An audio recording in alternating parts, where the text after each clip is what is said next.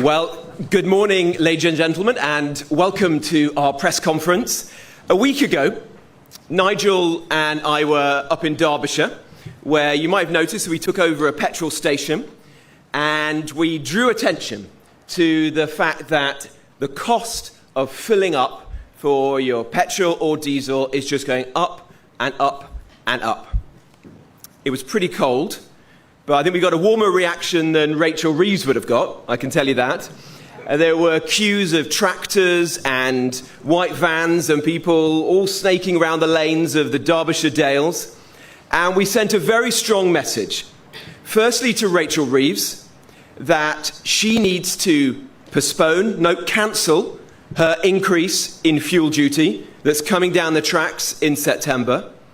And to everyone in the country, that Reform is the only party that is truly committed to bringing down your bills, to lightening the load, and to making life just that little bit easier for people right now across the country.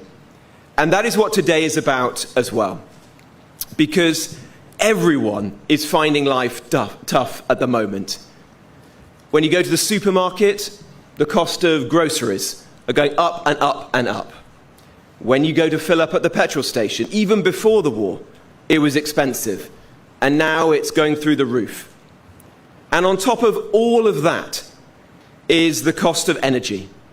Now, I've met people in my constituency in Nottinghamshire who are so anxious about this at the moment.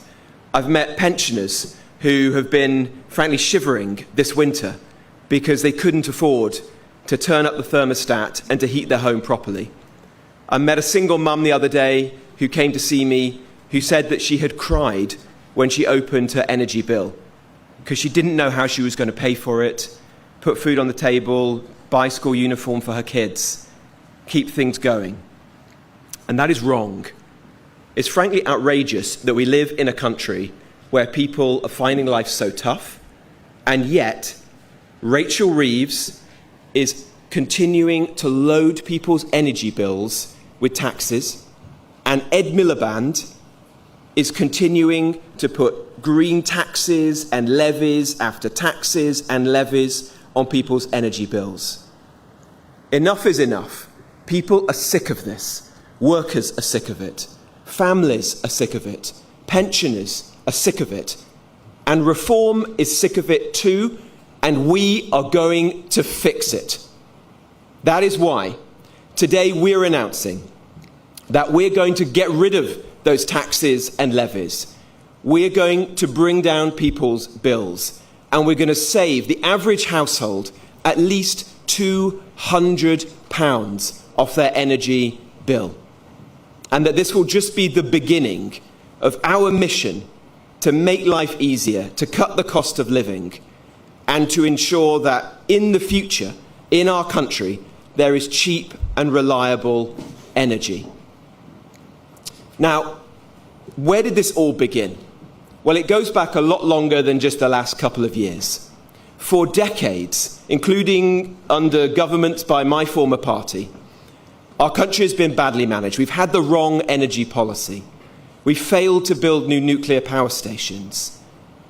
We've failed to invest. In fact, we've downgraded some of our most important infrastructure. We have just 2 days of gas storage now as a country. Can you believe that? And we've pursued the most extreme version of net zero. We are just 0.8% of the world's emissions. 0.8%. And yet, despite all of the work that's happened over the last few decades, Ed Miliband, supported by Rachel Reeves and Keir Starmer, are determined to go even further, impoverishing working people and deindustrialising our country, destroying what remains of our heavy industry, car manufacturing, steel, ceramics, glass, all gone or in danger of going in the years ahead unless we change course as a country. So we've got to make sure that we put as much pressure on this failing government as possible now, and show the British people, show everyone watching at home, that there is a better way, and that a reform government can fix this, can bring down your bills, can bring back good jobs to this country, and can set us on a better path for the future. And so a reform government is going to do two big things. Firstly, we're going to get rid of the heating tax. VAT on domestic energy bills will be gone in the first reform budget.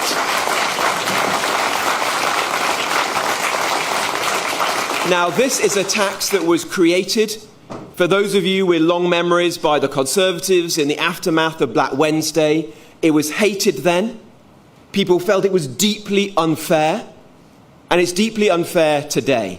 VAT on the most basic need, heating your home. VAT on a pensioner just trying to keep warm on a cold winter's night.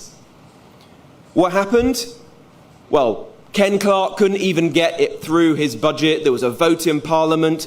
He had to keep it at 8% instead of 17%, which is what he wanted. Then in came Labour. They'd said they were going to get rid of it. They brought it down to 5%, but they didn't. Gordon Brown said he wanted to cut it to zero, but he couldn't, because whilst we were in the EU, we were constrained. In opposition, what did Labour say? Well, Rachel Reeves held a debate in Parliament, called a vote in Parliament, saying that this was unfair and that she wanted it to be scrapped as something that could be done now. And this was back in 2022, to help people with the cost of living. But in government, did they do it? No, of course they didn't do it. They've allowed energy bills to continue to go up. So a reform government, we're going to get rid of it once and for all. And this will save the average household at least 85 quid off your energy bill. And secondly, we're going to get rid of the green taxes and levies that Ed Miliband has loaded onto your energy bills. Taxes and levies that mostly, they just go to the energy companies. Together, these are going to save £115 off the average energy bill. So together, £200 off your energy bill, delivered in the first reform budget after the next election.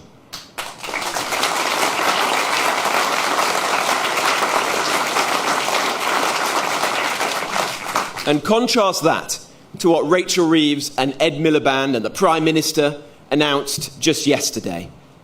They said that they would give a small amount of money to the chosen few to help them with their oil bills. Well, of course we welcome that. Of course we want to help those people who are finding life tough at the moment. But the Prime Minister said that there was what he calls price gouging, profiteering. Well, if anyone's profiteering right now, it's Rachel Reeves.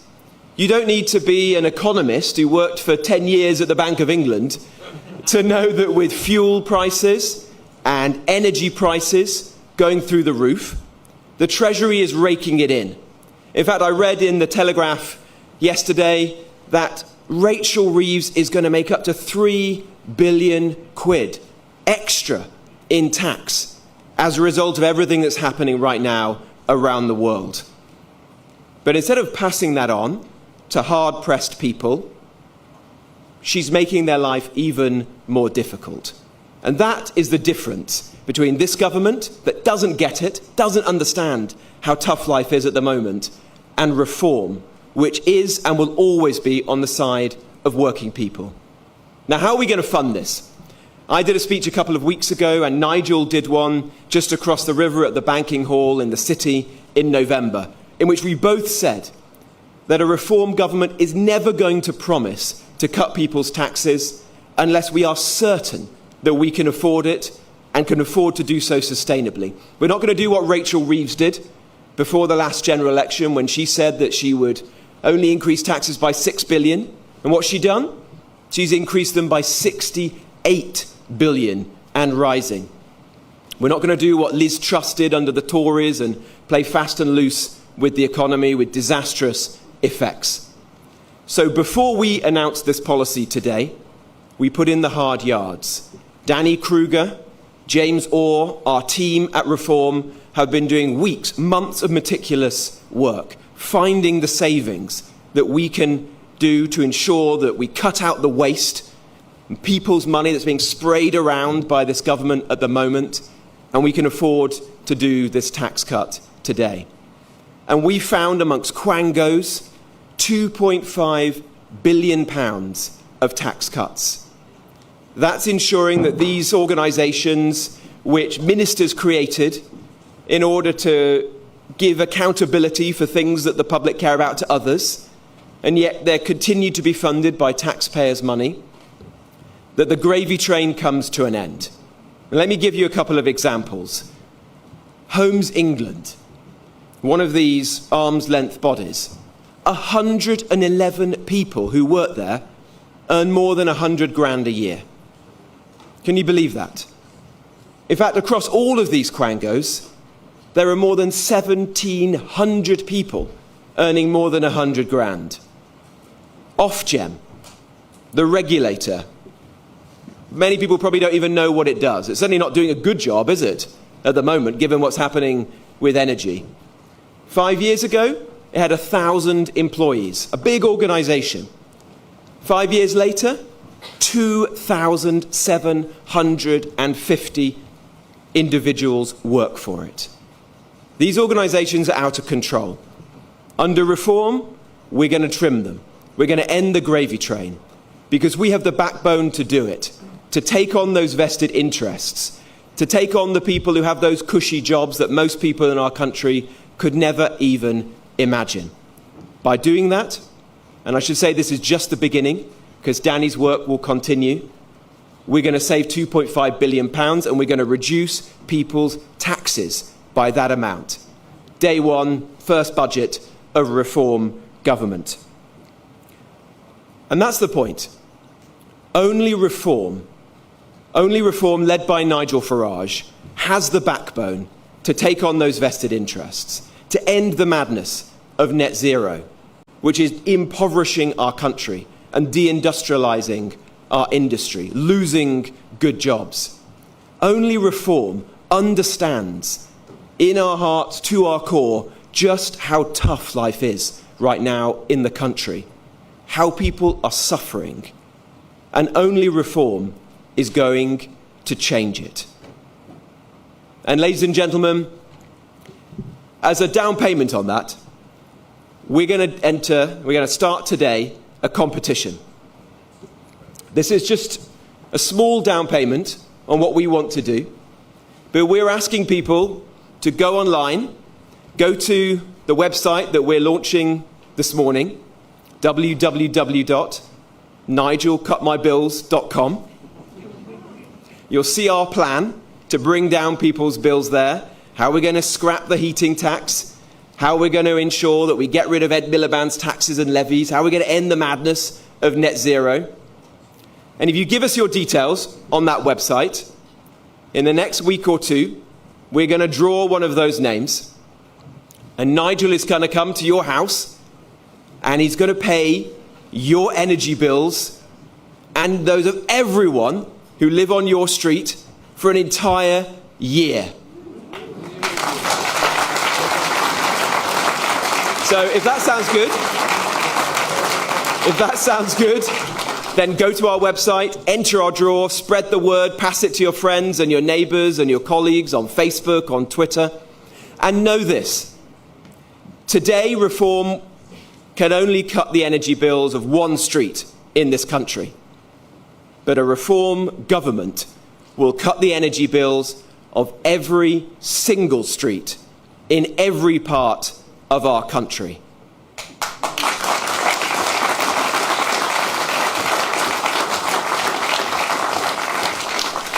Britain is broken.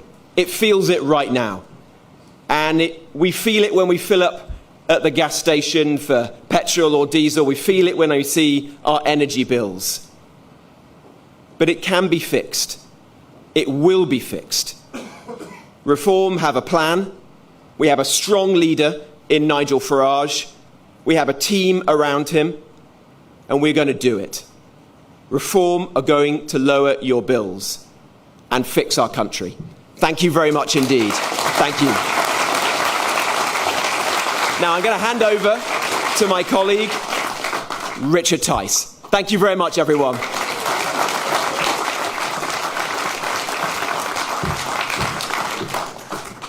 Good morning, Robert. Thank you very much indeed. And it's fantastic to be here with everybody. I'll just take us back to the 1980s and 1990s. We were an energy exporter, and no one was talking about the price of our gas, our oil, and our electricity. Why? Because we had loads of it in the North Sea and we were using it, and it was the right thing to do. Now, some 20, 30 years later, it's all anybody is talking about. The price of energy, the price of electricity, and whether or not, heaven forbid, we might even have rationing or blackouts. That's where it's got to, folks.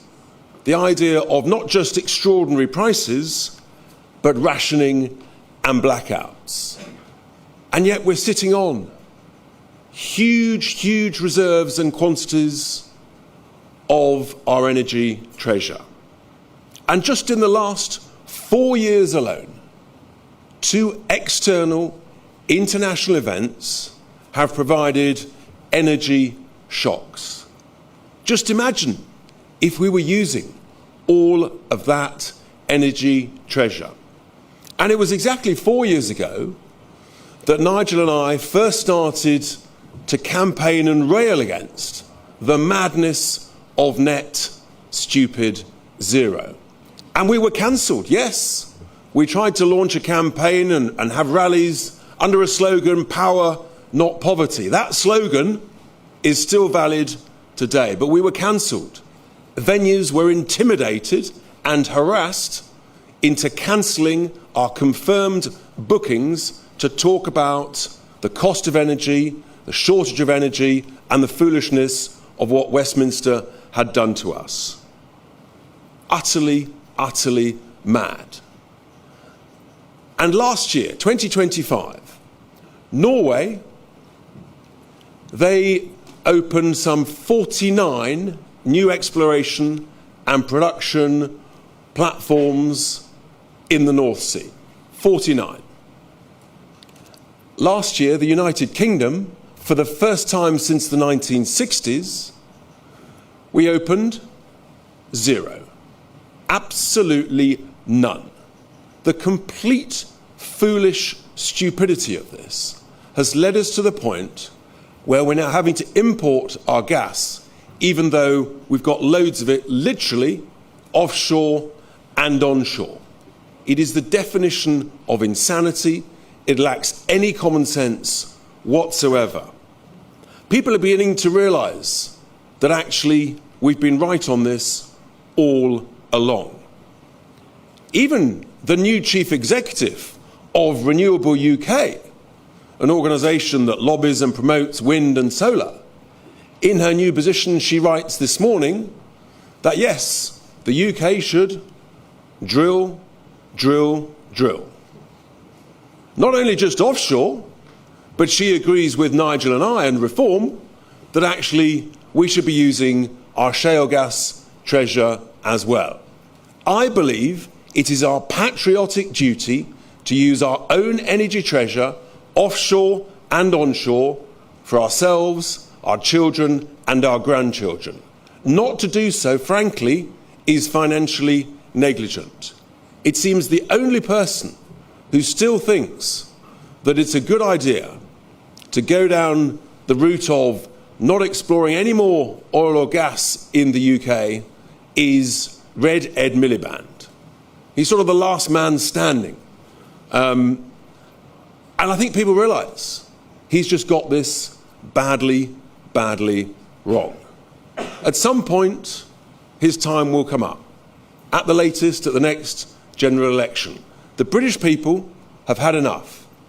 We're sick and tired, as Robert was just saying, of paying huge bills, huge levies, huge policy costs for this catastrophic misjudgment of policy. It has impoverished everybody across the United Kingdom. And we at Reform will end it. We will stop it we will scrap net stupid zero, we will increase our energy production using our energy treasure so that we can increase the supply. It's basic economics. If you strip away the levies and the policy costs, and if you increase the supply of something, guess what happens to the price? It goes down. And that's where people want our bills. They want our bills down, they want our cost of living down, and the sooner the better. This is a huge, huge shift in the debate.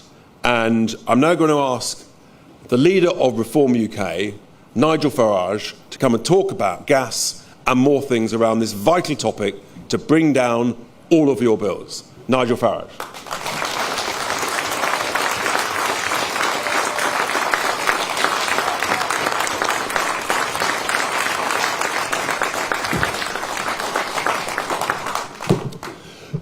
Thank you, Richard. Thank you, Robert. The events in the Gulf serve to refocus us on some very, very important issues. To begin with, it's now 17 days since British sovereign territory in Cyprus was attacked by Iranian missiles. 17 days. And yet, I think that our naval vessel has made it, Dragon, has made it as far as Gibraltar. So by the time we send one vessel to defend British sovereign territory, it will have been 3 weeks. And when it comes to aiding the Americans in freeing the Straits of Hormuz, well, I think in many ways we ought to. I think it is in our national interest to keep the oil flowing. But we can't. We haven't got the assets. So I think the first very big lesson that comes out of all of this is that we have denuded the Royal Navy and our forces to such an extent that, frankly, we've been humiliated on the world stage. Our defence spending for next year is due to be just a fraction over 2%. And we're going to have to find ways to significantly and rapidly up that budget. To be fair, this is not all the fault of this Labour government. 14 years of Conservative government have run down our armed forces to a state, frankly, as I say, of total global embarrassment. But I think also what this crisis makes us think about is security of supply. Reports in the Times newspaper today that perhaps before too long we could see rationing, energy rationing, oil rationing, gas rationing. And this is frankly ludicrous. As Richard has said, the Norwegians are on a North Sea expansion where they plan to drill 250 new sites over the course of the next decade, and I think 50 launched in the space of the last year alone. But North Sea oil and gas exploration ended as soon as the Conservative government put the tax up to 75% on profit. So you invest, you go and try and find oil and gas. If you lose money, you lose 100%, and if you succeed, you only make 25%. Even the Financial Times estimate that up to $50 billion worth of North Sea investment has been halted since that budget of Jeremy Hunt's. And of course, all Rachel Reeves has done is to make that worse, and the licensing conditions have been challenging, to say the least. We should not even be considering shortages of oil or gas, given the amount of reserves that we've got. The other argument that you'll hear from those that promote net zero, which is pretty much, and has been for 25 years, the entirety of the Westminster establishment. They gave up God, but they took up climate change. They will tell you it makes no difference because there are global prices. Well, that may be true for oil, but it is not true for gas.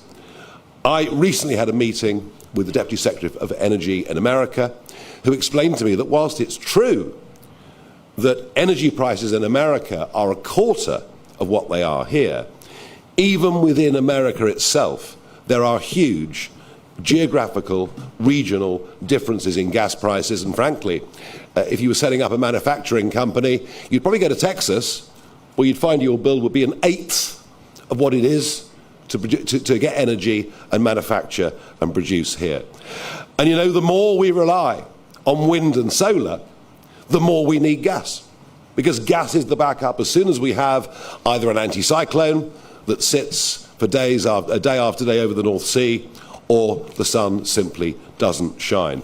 Gas is absolutely vital. It is a strategic asset. And for Ed Miliband to have filled up the wells in the northwest of England with concrete is an act of vandalism, an act of the most incredible economic stupidity. I'm pleased today that Robert has announced a Brexit bonus. Listen in, Rachel Reeves. A Brexit bonus. We can only cut the 5% VAT on domestic heating bills because we are not members of the European Union. And yes, I'm hoping that NigelCutMyBills.com becomes an enormously popular website with many people signing up to it, although I didn't quite like the way that Robert suggested that I would personally be paying for the energy bills for an entire street for a year, but there you are. It all depends what the gold price does, I suppose. But look, I think it's a great initiative, and let's be clear, we in Reform want to cut excessive government waste and spending, and that spending, of course, on net zero has been exorbitant. But the real truth is that for 2 decades now, we've hidden the true cost on people's bills of supporting renewables, of supporting the net zero project, and every single household in the land has had to pay that price, let alone our businesses and our manufacturers. So I think at last we can have a proper debate about these things. We are taking the cost of living very seriously as a party. I would also say that as I've broadened out the party this year, by putting together the beginnings of our shadow cabinet, by putting in place leaders of the party in Wales and in Scotland, we're not yet the completed item, but we're very much on our way there. Thank you very much indeed, everybody.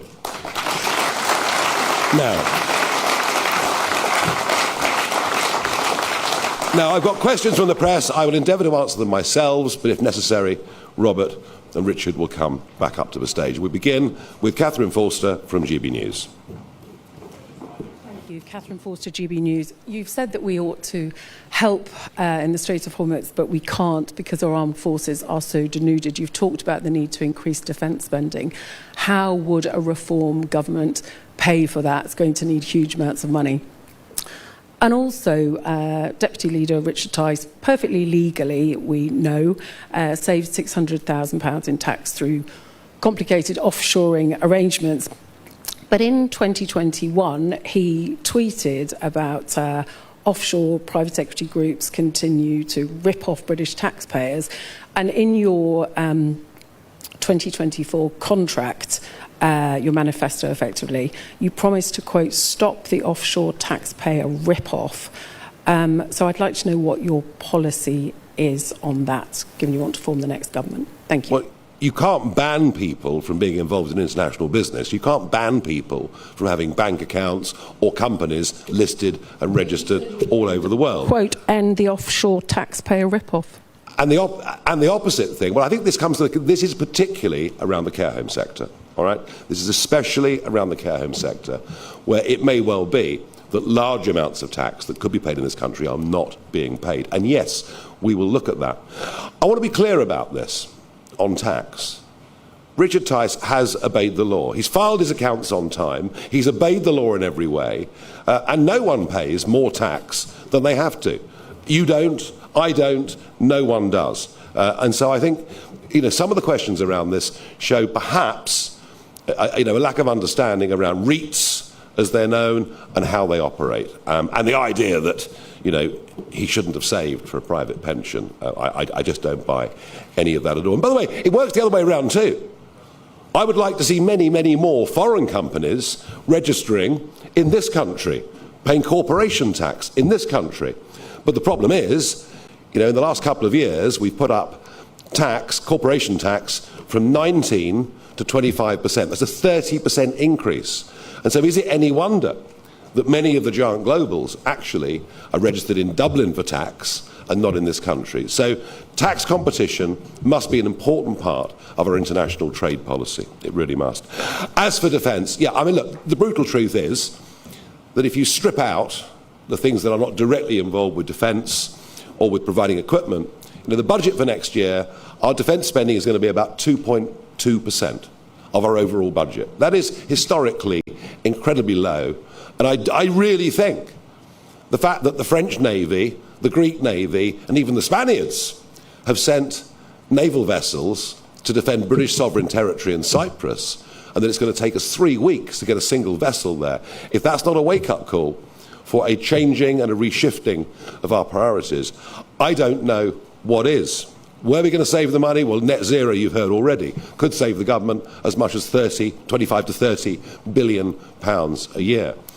But look, the brutal truth is that we just can't go on with a benefits bill over £300 billion. And that is going to involve some very, very tough choices. And there will be people that don't like what needs to be done. But I'm afraid it has to be done, and we will have the courage to face up to that, however loud some of the screams may be. Thank you. Katie Austin from the BBC. Thank you. Good morning. Your party's approach to the US-Israel war with Iran has been inconsistent. What do you think we should, if we could, be doing to help the American request to protect shipping in the Strait of Hormuz? And you have made a lot of your close personal relationship with Donald Trump. Is what he's doing with Iran right or wrong? Okay. Two big questions there. My approach to this has not been inconsistent at all. I said from the start we should have let the Americans use the bases, in particular Diego Garcia. That permission was initially refused. There was a U-turn on that. I suppose one side benefit of it is that there's absolutely no chance now of the Americans agreeing to the Chagos handover, given that Mauritius have made it absolutely clear that they would not have allowed the Americans to use the base and are now calling for a ceasefire. So I've been perfectly clear we should have aided and assisted the Americans from day one. I never said we should join the attacks. How could we? I mean, you've got Israel and America, both with a couple of hundred, battle-ready aircraft. And what could we have provided? A dozen? 10, 8, I don't know. But I mean, that's the quantum that you're talking about. So even if I thought joining offensive operations was the right thing to do, which I don't, then I have to say we couldn't have done a blooming thing. In terms of the overall, I will say this, I was publicly very opposed to Iraq.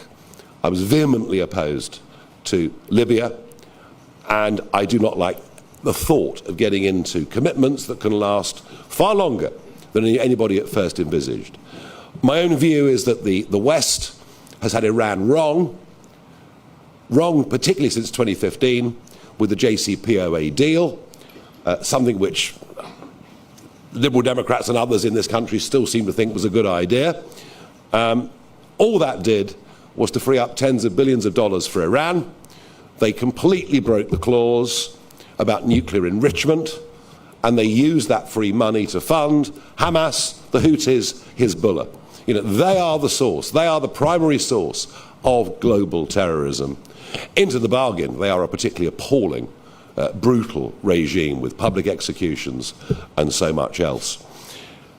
If the result of the American-Israeli action is to stop these fanatics from getting a nuclear weapon, then that of itself will have been enough. Personally, I would love to see regime change. I have always thought the Persians to be a remarkable group of people who, if freed from such barbarism, would become the most incredibly successful country. And actually the whole dynamics, I think, of the Middle East would be different. I mean, we saw the beginnings of that, I think, with the Abraham Accords, for which Jared Kushner deserves, I think, great praise. And we were beginning to see some very powerful alliances build.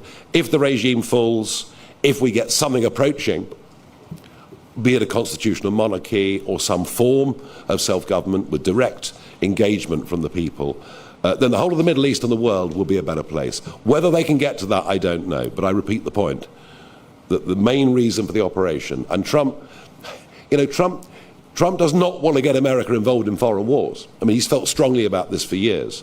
But clearly, the security threat that Iran were nearing the completion of a nuclear bomb is the reason that he did it. And I think we should bear that in mind all the way through. Thank you. Faye Brown from Sky News. Hi.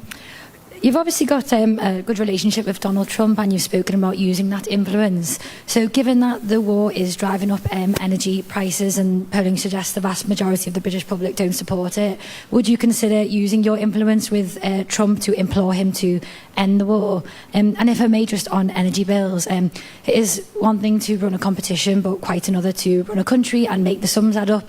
So if this is a serious offer to the public on cutting energy bills, why are you bothering with the prize draw stunt, and are you taking a leaf out of Ed Davy's book? Well, energy bills would be lower if we were producing our own gas. If the North Sea was pumping out gas like the Norwegians are, if we were onshore developing gas as we ought to have been for over a decade, we would not, and by the way, it's gas prices that have risen far more than oil prices, we would not be subject to those same rises. It is also astonishing that, again under the Conservatives, our strategic gas storage is 2 days' worth. They closed down all those facilities at Bacton. So that's the first thing I would say to you. Second thing I would say to you is, I have said to this government ever since day one, and in fact you can see it in the Mandelson papers, I've said from day one that if there were areas of genuine national interest where this government wanted help, either with Trump or the rest of the cabinet, and I pretty much know all of them, that yes, I would help. And I would help the government achieve its goals if that was in the national interest, because above all, you know, I put the country and my belief as a patriot way above any party politics. And I've offered that to the Prime Minister to his face. I told Mandelson after he was appointed, you know, if you want me, I'm here. And so I would always do that. I would always do that. Unfortunately, the relationship has now broken down between the two leaders in the most extraordinary way. And I do think telling the Americans they could not use Fairford and they could not use Diego Garcia was an error. You know, sometimes in life you have to pick sides. Sometimes in life you have to make a decision. And this Prime Minister has desperately tried to sit on the fence all the way through this conflict. And I can't help thinking that the drag in British politics, particularly after the recent by-election in Greater Manchester, is that even our foreign policy is now being governed by domestic concerns about a growing number of people with radical Islamic views who've actually been out bemoaning the death of the Ayatollah. And I think this is shaping British foreign policy, and I think we should have picked a side. Which doesn't mean, going back to the BBC, it doesn't mean we had to join the offensive operations, but we should have shown support. And I genuinely think it was a big strategic mistake that the Prime Minister made. Thank you. Romney Weeks, ITV. Thank you. You talk about strategic mistakes that the Prime Minister made. Do you think the President, the American President, made a strategic mistake in not predicting that Iran's retaliation would involve attacking global oil supplies? And with the assets that the UK does still have, how would you be ensuring that the Strait of Hormuz reopens? Well, look, I mean, I don't think we can. If we can't send a single destroyer to defend British sovereign territory that is under attack and where British servicemen and women are under threat of being killed, it takes us 3 weeks to get a destroyer there. There isn't much we can offer. I do understand, as I'm sure you do, that we maybe have some quite good drone kit, we have some quite good anti-mine ability, and we should certainly lend that. You know, we need to get oil flowing through the Straits of Hormuz. If we do that, the spot price of oil will come down quite considerably, particularly after Venezuela. Venezuela is the biggest producer of crude oil in the world, and now the Americans have done what they've done there. The flow of oil out of Venezuela is good. It is just down to these straits, and if they're cleared and if they're freed, oil will be back at a very sensible price, and very, very quickly indeed. No one says it's easy, but with what little assets we've got, I think we should assist.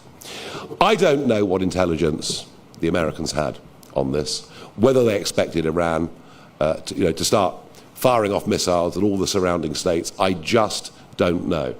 I also know that when he says things, you should never ever take them too literally. When he says that the progress of the war, what they might do next. I mean, the last thing he's going to do is give the Iranians a clue as to what his thinking is. I don't know what the motivations were, but I genuinely think, as I said earlier, that if he really believed that the Iranians were on the verge of a nuclear bomb, that is what would have motivated him to do it. And it's tough for us to assess just how well or badly it is going at this stage. Clearly, a huge amount of Iran's capability has been knocked out, but the regime is still in place, and the IRGC are still brutalizing, or potentially brutalizing, the streets of Tehran and elsewhere, and in charge of missile strikes against our friends and allies right across the region. And yet, this Prime Minister refuses to prescribe either the IRGC or the Muslim Brotherhood, and I call on them again today to do so. Thank you. Sophie Church, Daily Mail. Do you agree with the Chancellor who is saying that the only way to achieve growth is by closer alignment with the EU? Thank you. Sorry, I nearly coughed on my chips. This government, both this Prime Minister and this Chancellor, are hopelessly out of date. They're following a narrative and a view that was in vogue over a decade ago. The world has changed. Quite how you help the British economy by aligning more closely with a group of other economies, some of whom are doing even worse than we are, I just don't know. And the thought that aligning on rules and regulations, harmonising on these things, is good for the productive economy shows the total ignorance that this Labour government has. None of them have ever worked in business. If they had, they'd know, actually, it's competition. It's different products. It's different prices. That's what makes an economy. That's what gives consumers better prices. That's what brings more businesses and competition into a market. And they don't understand it. Sadly, it's very easy for them to align because the Conservative government did not, despite saying get Brexit done, actually get on and do any of those things. And I would just say this very quickly. If you want to think about economies and what model works, when the global financial crisis of 2008 happened, the American economy, the GDP of America, was exactly equal to the GDP of the Eurozone. Exactly the same size. And here we are, 17 and a half years on, and America's GDP is double that of the Eurozone. That statistic alone is absolutely mind-blowing. So ask yourself a question. Is the answer competitive taxes, supply-side reform, help for small entrepreneurs to get their little businesses up and running and going, or is it the Brussels machinery making rules designed, frankly, for half a dozen global multinationals and with a total lack of understanding of what free markets really are? I think I know the answer. Thank you. You'd have thought with all her expertise at the Bank of England she would too, but never mind. K.T. Harris from The Express. Thank you. The tax-free, the state pension is due to exceed the tax-free personal allowance in April next year. Can you guarantee that under a reform government, state pensioners whose only income is the state pension would not pay income tax? Well, Robert is going to lay out many things for pensioners, including our position on the triple lock and much else, and that will all come within the next few weeks, and I will not attempt to speak on his behalf, other than to say that the freezing of tax thresholds isn't just dragging pensioners into tax, but it's extraordinary that, from the moment the 40p tax ban came in the mid-late 1980s, right through to the end of Gordon Brown's premiership in 2010, the number of people in Britain who paid top-rate tax was 1.5 million. 1.5 million people paid top-rate tax. By the end of next year, it will be 8 million that pay 40p or more. Just gives you an idea of how increasingly taxed we are and how there is, I get a growing sense of resentment out there from those that get up early, go to work, are paying more and more tax for what they do, and see their next door neighbours getting out of bed at midday, smoking dope for the afternoon, and frankly, being pretty much as well off as they are. And we have to increase productivity. We have to increase wealth creation.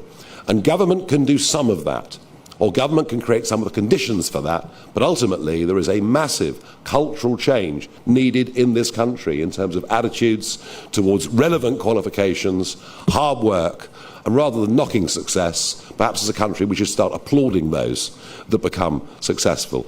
And if we don't get that cultural change, and if we're not prepared to accept that we can't go on being benefits Britain, then we are going to go bust.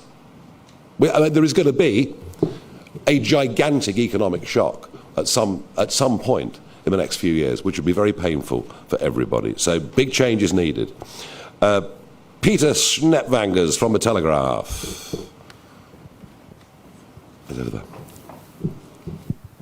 Thank you. I'm conscious we actually haven't really spoken about the competition, so I want to take you back to September 2022, not far from here, the ITV studios. This morning did their own competition, very, very similar.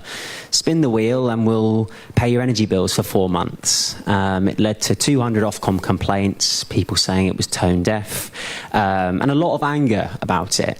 Is there a fear that something similar could happen to this? I mean, how do you think it might land? Well, we've done it now, so it's a bit late, really, isn't it?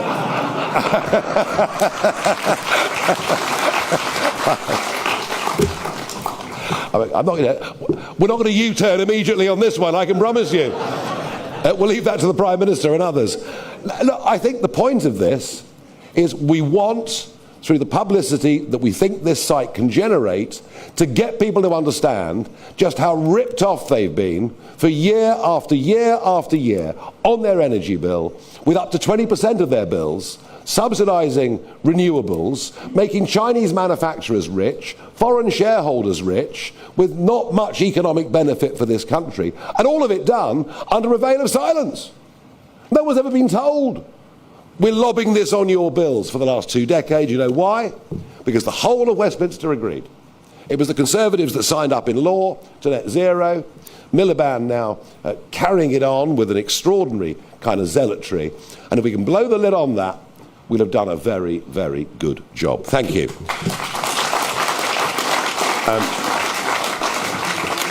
Noah Hoffman from The Sun newspaper.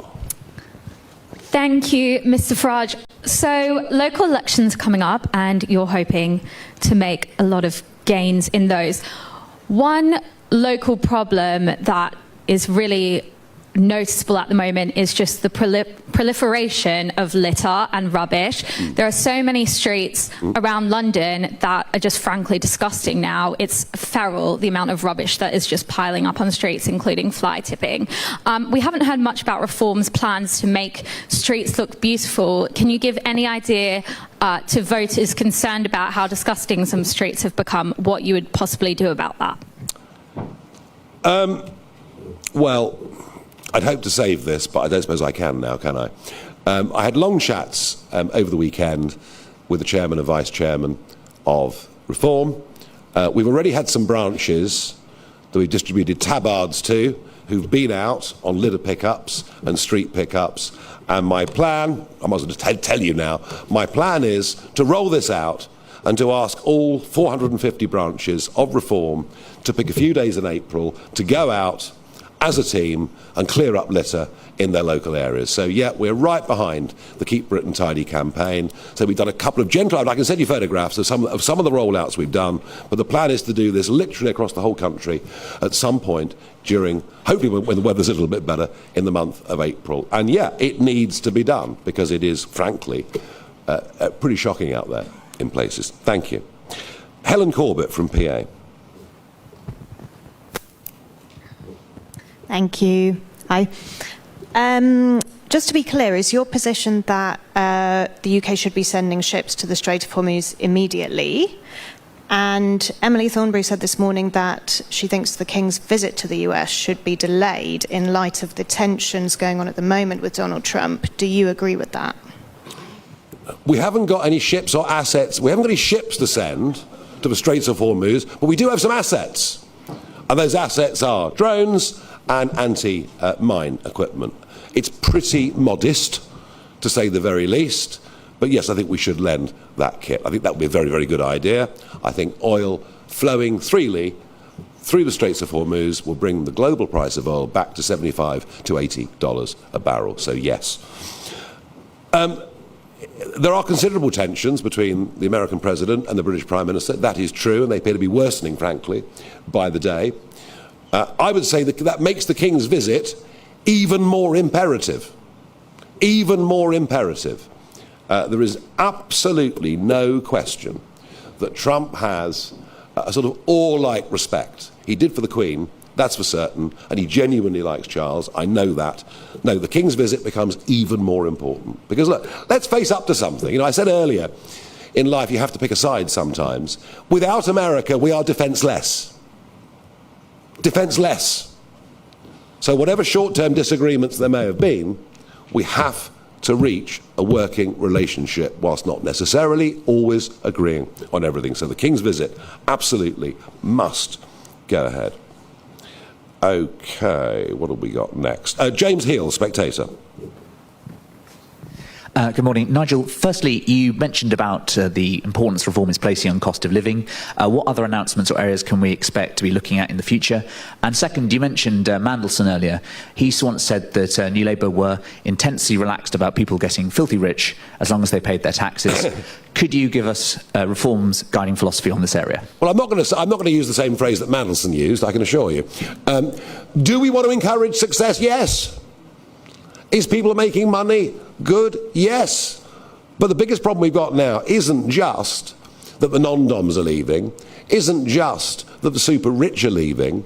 The biggest problem we've got is there are huge numbers of 30-something ambitious people, entrepreneurs, people who want to take risk, financial risk with companies, with ideas, and they are leaving in droves. They are leaving this country in droves. If we lose the risk-taking part of this of our nation, I'm afraid we're doomed. And the public sector, even Ofgem we were talking about earlier, the public sector gets bigger and bigger, and those prepared to go into the private sector and take risk, sadly, is becoming fewer. And that is my main concern. So, look, we need to change a culture. And it's almost as if we're living in a country where anyone that makes money or is successful is somehow a bad person. And that just needs to be reversed and changed as quickly as we possibly can. Fran Wang from Bloomberg. Thank you. So apart from tapping UK's gas and oil resources, has the war in Iran made you have any rethinking of the significance of renewable energy as an alternative source of supply? And if foreign investors with leading renewable energy know-how, like those from China, were interested in investing in the sector in this country, would they have any opportunities under a reform government, or would you reject it? Thank you. Well, I'd invest in renewable energy as if the government was going to throw loads of subsidies at me. I mean, that's what it's all about. These renewables do not make money on their own. They only survive because of subsidy. In all sorts of, including, frankly, ludicrous strike prices that Miliband's agreed for the next 20 years. And we've made it clear we will break those contracts. We will break those contracts. And let's face up to it. Look, I mean, I don't object per se to renewable energy. I kind of get it. You know, if you put solar panels on a house, you can get, some of your own hot water. That's great. I rather wish they weren't all manufactured in China, but I guess it. And there are local applications and uses for renewables. Ground source can be very, very good. But let's face it. If you want to turn your house into a net zero house, you can do it, but it'll cost you 50 grand. It is a very, very middle class luxury. So I would just say this. We've got on for 25 years with people saying don't worry about the subsidy. In the end it'll go, in the end it'll pay for itself, and it never ever has. And the more wind turbines we built, the higher our energy bills have become relative to every other single Western country in the world. So we just can't continue down this path. We are deindustrializing our nation, primarily because of expensive energy.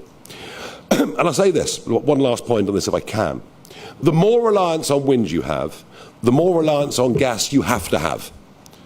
Because if that anticyclone sits over the North Sea for a fortnight, and if suddenly wind production goes to between 2 and 5% of your overall input for a day, you have to turn the tap on and burn large amounts of gas and do it very, very quickly.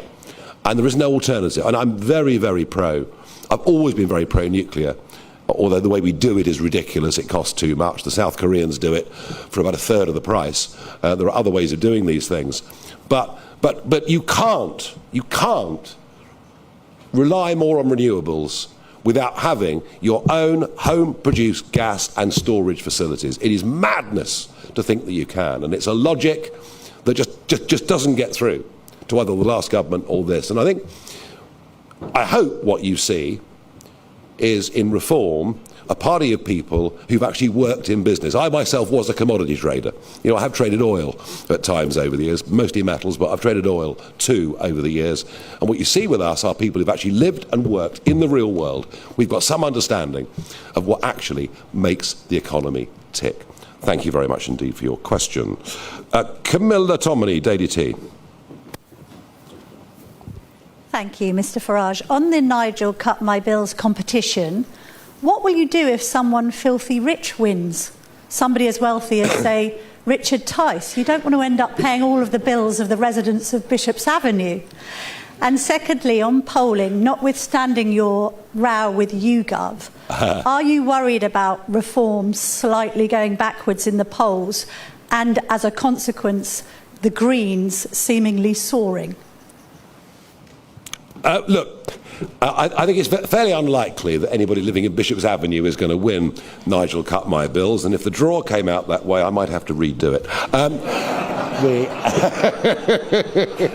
What a terrible thing to say, I don't know. Shouldn't be as honest as this, I really shouldn't.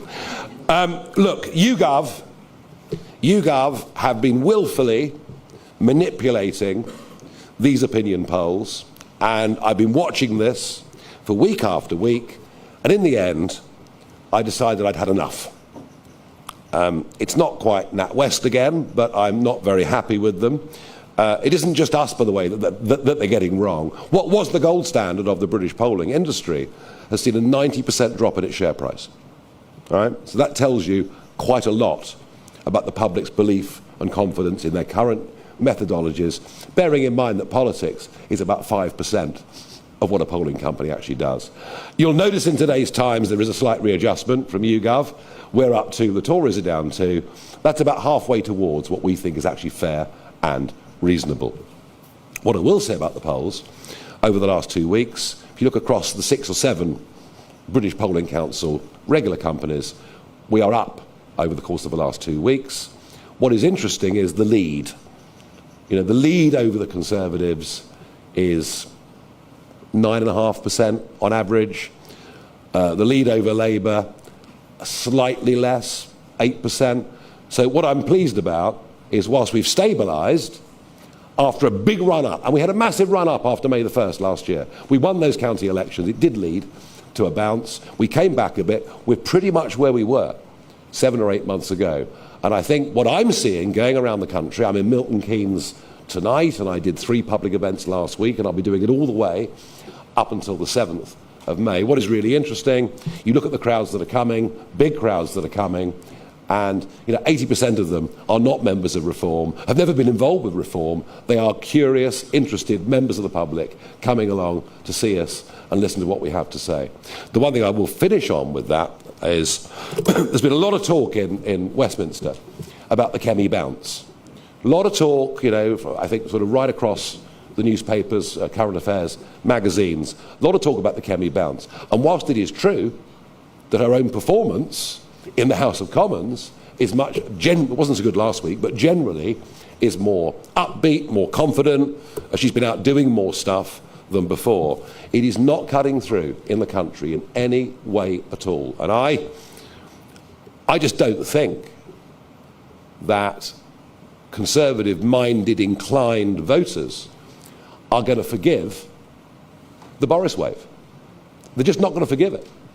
You know, to be a Brexit government, you're there on the back of the fact that people want lower immigration, tighter borders, and to allow 3 million people in, of whom only 20% had work permits, to have fundamentally changed large areas of our city. And boy, we saw some of that in the recent by-election. I don't think the public are going to forgive them for it. I don't think it's Kemi's fault particularly, but that's just where we are. And I think these results, when we get these results on May the 8th, they could be, in historic terms, a very, very defining moment. Well, the Greens are going up and they're splitting the left. I mean, it is quite how, you know, the Metropolitan Liberals, with their dyed hair and very, very uber-liberal views, are, I wasn't say getting into bed with them, I better not say that, are allying with hardline Islamists who think that women shouldn't learn English and should basically stay in the house 6 days a week. Quite how that alliance works, I simply don't know. But it, I think, is having a massive effect on politics. I talked earlier about the drag it was having on our foreign policy.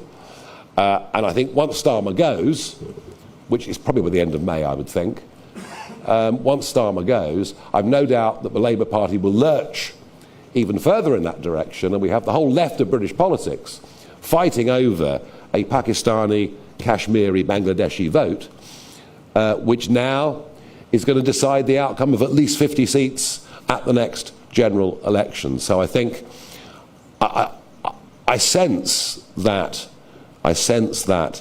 the left of politics is going, by the next election, to be way to the left of Corbyn. And whilst it will have its own support base, I don't believe it's going to be big enough to have any ability to win the next general election. That's my thoughts. Thank you. Right, last question. Anna Gross, Financial Times. I just wanted to get a bit of clarity on the announcement today. Are you going to pay for the renewables obligations levy out of centralised taxation or remove it entirely? Gone.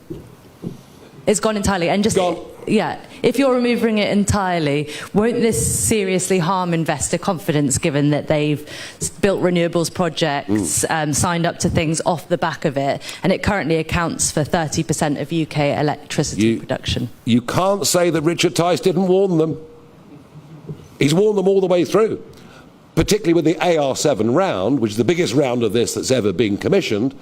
And all the way through, Richard warned them, sat down with them, met the bosses of the 11 biggest companies that were potentially going to bid. And it was interesting, actually, that far fewer companies did bid in the end than many thought would. This has to end. This has to end. We want foreign investment. We want inward investment. We want our own investment. We want all these things. But it has to be on projects or sectors that can make money without making old ladies' energy bills more expensive than they should be and deindustrialising the base of our country. So no, and yeah, look, you know, I get it. Some people will scream. Some people will shout. Some people will hate it. Some people have been living, you know, sucking on the teat of taxpayers' money for far too long. Well, you know what? It ends with us, as does this press conference. Thank you.